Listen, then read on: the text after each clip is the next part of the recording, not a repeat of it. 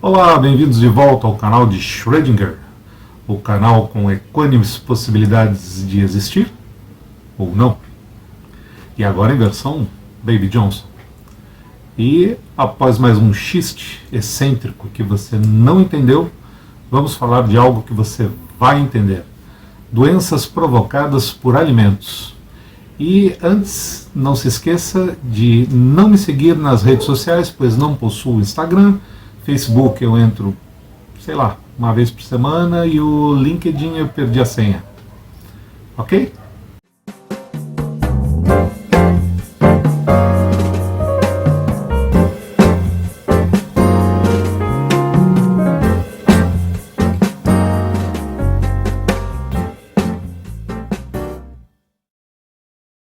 Com a invenção do fogo, na aurora da humanidade, a alimentação passou da mera ingestão de nutrientes para uma contínua experimentação e busca por sabores e texturas diferentes. E com sua evolução e a diversificação das fontes de alimentos e até o seu processamento, as refeições tornaram-se mais sofisticadas, passando a ser parte integrante de encontros, reuniões, rituais.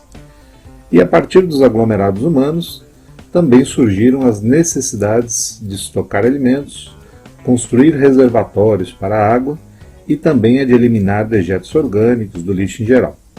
Com isso, também apareceram as doenças transmitidas por alimentos, ou como os americanos chamam, foodborne illness ou foodborne disease, que nada mais são do que doenças resultantes do consumo de alimentos ou de água contaminados.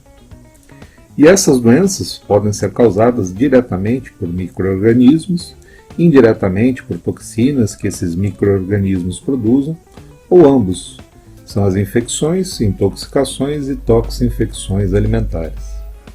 De acordo com estatísticas americanas realizadas pela Iowa State University, essas doenças acometem 1 em cada 4 indivíduos, ocorrendo 76 milhões de casos ao ano, 325 mil hospitalizações e 5 mil mortes.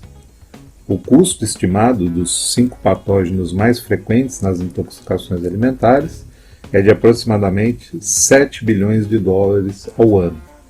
E isso oriundo de custos médicos, perda de produtividade, pela falta de trabalho e morte prematura. E mesmo em países desenvolvidos, esses números podem estar subestimados, devido a casos leves e não reportados, casos não detectados e até dificuldade em identificar patógenos emergentes e reemergentes. Os grupos de maior risco são os idosos, crianças e imunocomprometidos. Além das complicações óbvias como desidratação e suas consequências, complicações neurológicas podem ocorrer dependendo do micro-organismo. Hoje, estimam-se que existam aproximadamente 250 micro-organismos capazes de transmitir doenças através dos alimentos. E embora as causas bacterianas sejam as mais comuns, vírus, parasitas e toxinas em geral também podem ser implicados na noxa causal. E essa contaminação pode ocorrer pela manipulação incorreta dos alimentos, alimentos já contaminados, a má conservação, principalmente o que tange a temperatura, água contaminada e a contaminação na estocagem por insetos e roedores. Podemos citar os micro-organismos mais importantes, seja pela incidência ou seja pela letalidade, como o Norwalk-like vírus ou norovírus, rotavírus, Campylobacter, Salmonella, Escherichia coli, Clostridium botulinum, Shigella, Toxoplasma e Creutzfeldt-Jakob, que é a doença da vaca louca. Não é objetivo desse vídeo detalhar cada doença, mas vamos falar um pouco sobre casos que ganharam alguma notoriedade na mídia. O norovírus, antigamente conhecido como Norwalk-like vírus, ficou conhecido como aquela doença dos cruzeiros. O norovírus ele é extremamente contagioso, transmitido de pessoa a pessoa e pode persistir por até 3 semanas, durante os quais partículas infectantes contaminam as mãos, o ar, as superfícies, a água, os alimentos, etc.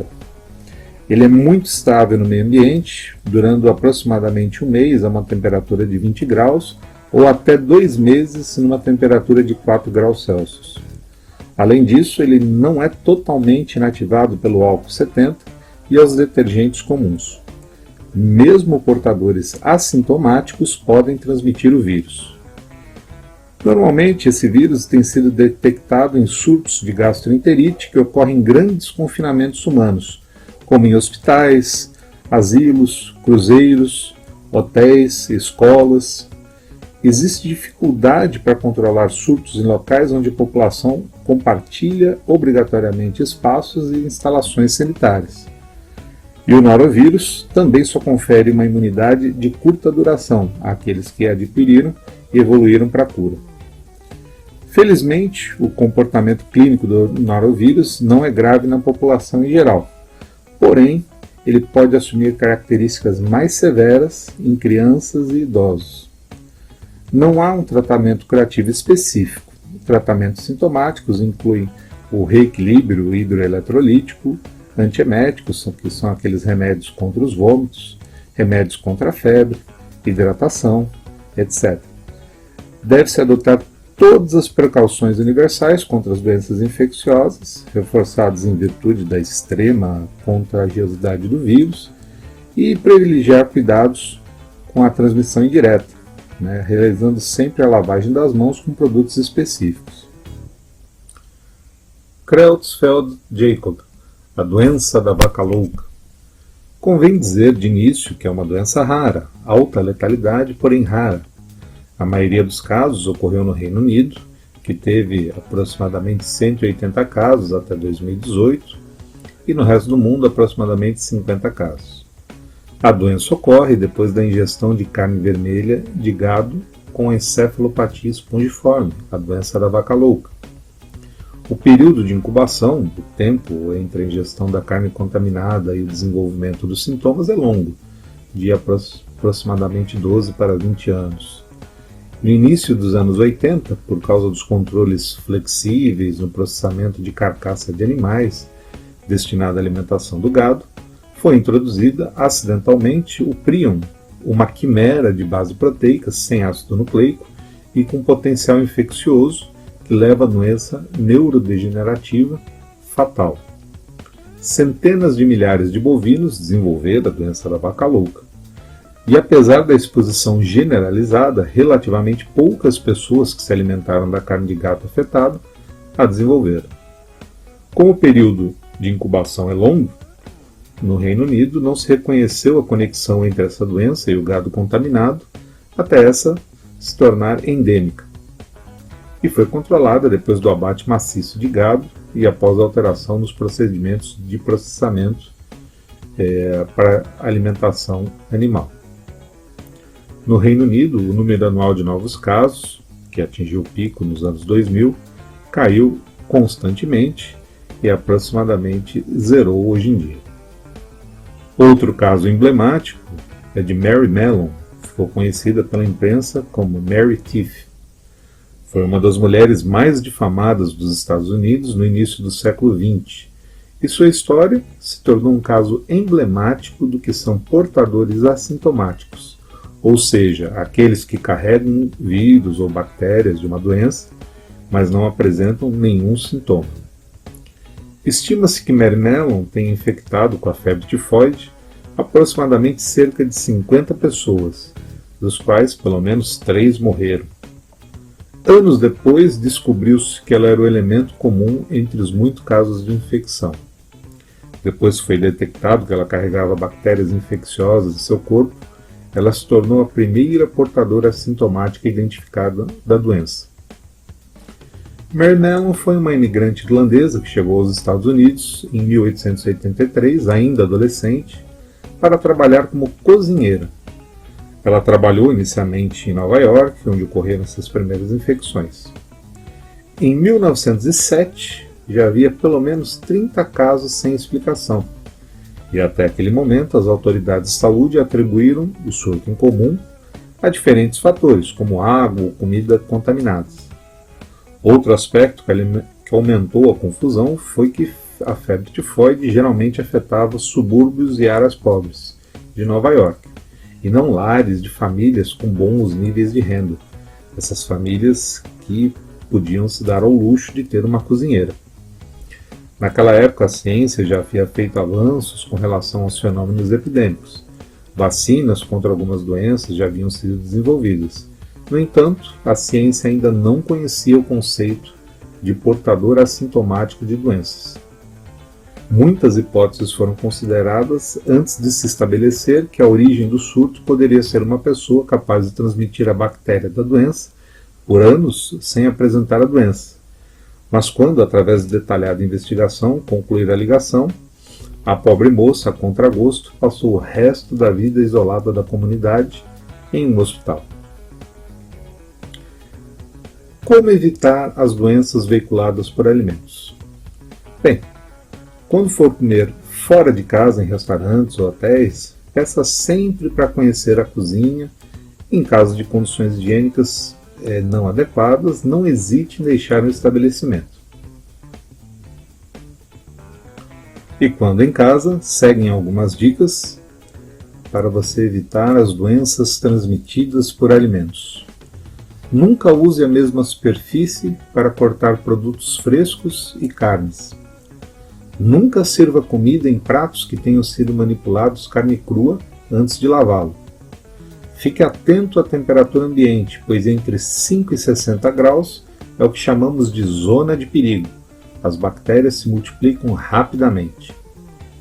Refrigere as comidas perecíveis de modo que o tempo total em temperatura ambiente não ultrapasse 2 horas, ou somente 1 hora quando a temperatura estiver acima de 32 graus Celsius.